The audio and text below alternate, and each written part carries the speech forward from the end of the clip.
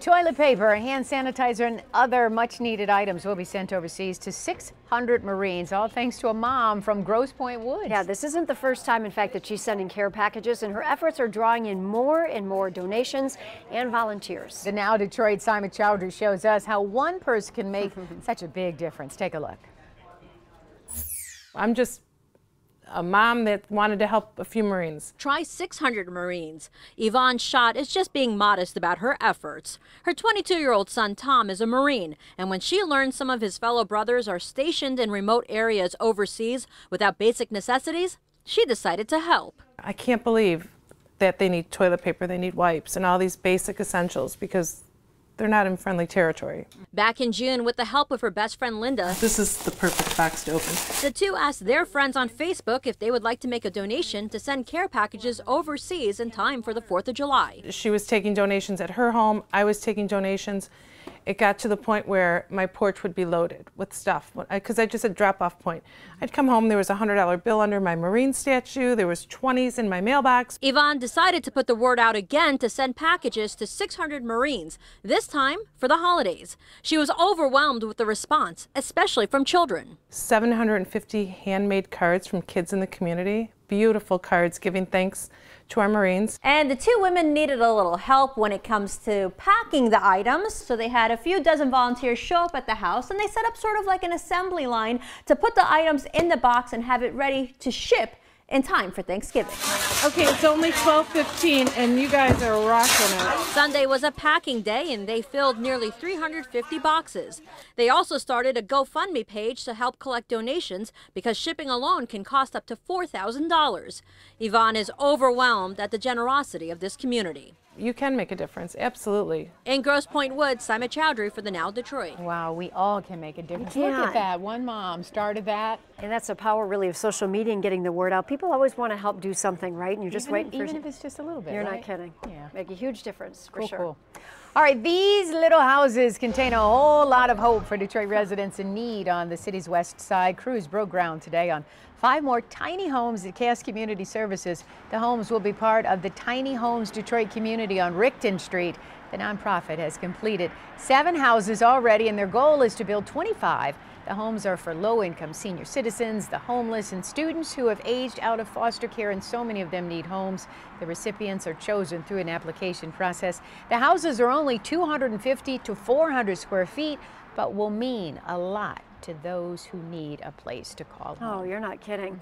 And we got some breaking news just into action news we need to share. We're learning a widespread internet outage is sweeping across the country. We're talking Comcast, Verizon, AT&T, and Spectrum are all experiencing outages right now. That's according to our Scripps National Bureau. It's not clear what's causing the outages, but make sure you stay with us for more information on this developing story. It's a big one. All right, a sweet health story involving more than just dark chocolate. Dr. Martha Nandy joins us with the new study about chocolate and how it can help defend against a deadly heart disease. And moms making it to the big time. The Moms of Genius product on The View and the one that has caught Oprah's eye as well. Stay with us. You're watching the Now Detroit.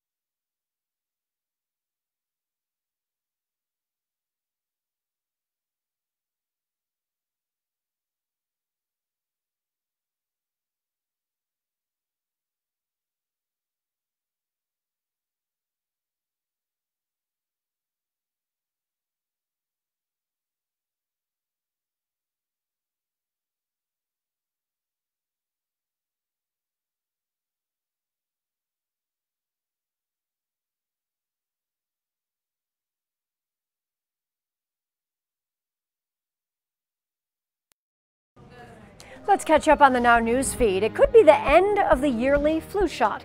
Researchers just combined old genes from 4 different strains of the flu for a vaccine, and it worked on mice. It appears to be promising for a universal flu vaccine, but it's too soon to say whether it will work on people. All right, don't fall for this Netflix scam email going around. It tells you your billing information needs to be updated and takes you to a fake Netflix website. Before you click on any link in an email, hover your cursor over it to see where that link will take you. And men are more likely than women to splurge on holiday gifts this year. That's according to a new survey from creditcards.com.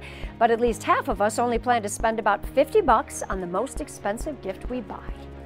Well, the Texas church shooting is among the 5 deadliest mass shootings in modern U.S. history. We definitely want to hear from you about this. Would gun control help to reduce the number of mass shootings? Yes or no? Vote now on WXYZ.com/vote. 26 people were killed and another 20 were wounded in this latest massacre. The Now's political correspondent Mike Sachs is giving us perspective on this. With the Texas church shooting, 2 of the 5 deadliest mass shootings in modern U.S. history have happened just more than a month apart. It was just 35 days ago that a gunman killed 58 people at the Harvest Music Festival in Las Vegas. 26 people died in the shooting at the First Baptist Church in Sutherland Springs, making it the 5th worst in the U.S. As a state, we are dealing with the largest mass shooting in our state's history. There's so many families who've lost family members. The Pulse nightclub shooting in 2016, Virginia Tech in 2007, and Sandy Hook Elementary in 2012 are among the other 5 deadliest mass shootings in the U.S. But the number of deadly shootings seems to be increasing recently. Of the 30 deadliest shootings in the U.S. dating back to 1949, 18 have happened in the last 10 years. For the Now, I'm Mike Sachs. All right, thank you so much, Mike. The Texas church shooting is the 2nd major mass shooting at a church in just more than 2 years. 9 people were killed in a racially motivated attack on a Charleston, South Carolina church. That was in 2015. But authorities say this latest shooting doesn't appear to be racially or religiously motivated. Remember to weigh in on our live poll. Do you think gun control would help reduce the number of mass shootings? Vote yes or no, and we'll bring you the results coming up on Action News at 5. Joanne? Well, fake news is already starting to spread about the gunman in the Texas church shooting. The Now's investigative correspondent Jace Larson now is working with our partners at PolitiFact to set the record straight.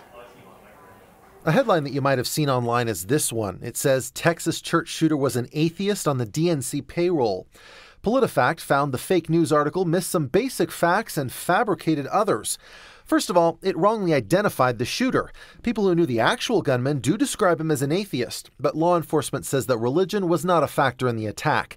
So the article's claim that atheism motivated the attack is wrong too. And then there's the claim that he was on the DNC payroll. PolitiFact talked with a DNC spokesman, and he says that is completely false. There is also this second headline. Texas church shooter was Antifa member who vowed to start civil war. Antifa is calling this out as fake and says they know it because it's their picture of an Antifa flag. They say the picture was pulled from their website and the administrator of their Facebook page is actually the one who's holding the flag in the picture. I'm Jace Larson, The Now. All right, thank you so much, Jace. Stay with Action News for any new developments in the Texas church tragedy on air and, of course, online at WXYZ.com.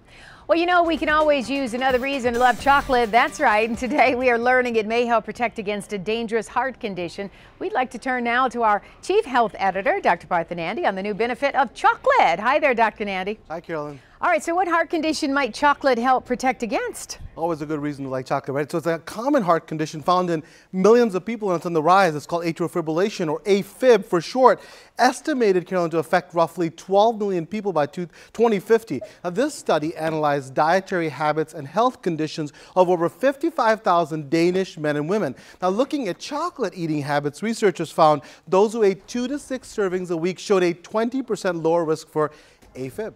All right, so Dr. Nandi, what exactly is AFib for people who don't know, and how dangerous is it? That's a good question. So atrial fibrillation, or AFib, is a type of arrhythmia where the heart beats chaotically, so it can be too fast, too slow, or irregular. Now, when this happens, blood flow doesn't occur, it should, through the heart, and people can live for years without issues, but AFib can increase your risk for heart failure, stroke, dementia, blood clots in the heart, and even death. So serious stuff here. Serious stuff for sure. So what are your prescriptions for atrial fibrillation, Dr. Nandi? Absolutely. So first, live a heart-healthy lifestyle. We talk about all the time. Eat a healthy diet that's low in trans fats, saturated fats, cholesterol, and salt. Secondly, be physically active. Super important. Take a 30-minute walk, and this is one of the easiest and safest ways to add movement into your daily life, and it's great for your heart health. Thirdly, reduce stress and anger in your life, as these can trigger heart rhythm issues. Learn to meditate, mindfulness, or deep breathing exercise. The deep breathing really helps me. And lastly, treat underlying health conditions like sleep apnea, high blood pressure, diabetes, and thyroid disease. These can contribute to the onset of AFib. Wow, stress and anger, get those out of your life. All right, so I noticed in all of that, you didn't mention chocolate, Dr. Nandi. I know, I'm a buzzkill all the time. So this study only showed a link, so there could be other factors that lower the risk of AFib, like genetics or lifestyle habits. Plus, chocolate can be quite addictive, and for many, it can be hard to eat a small amount. A serving size in this study equaled 1 ounce of chocolate, about 3 to 4 squares. So chocolate can be a part of your diet, but you need to eat in moderation. All right, you tricked us, but we got it. Just in moderation, we'll eat that chocolate. All right, thank you, Dr. Nandi, as always.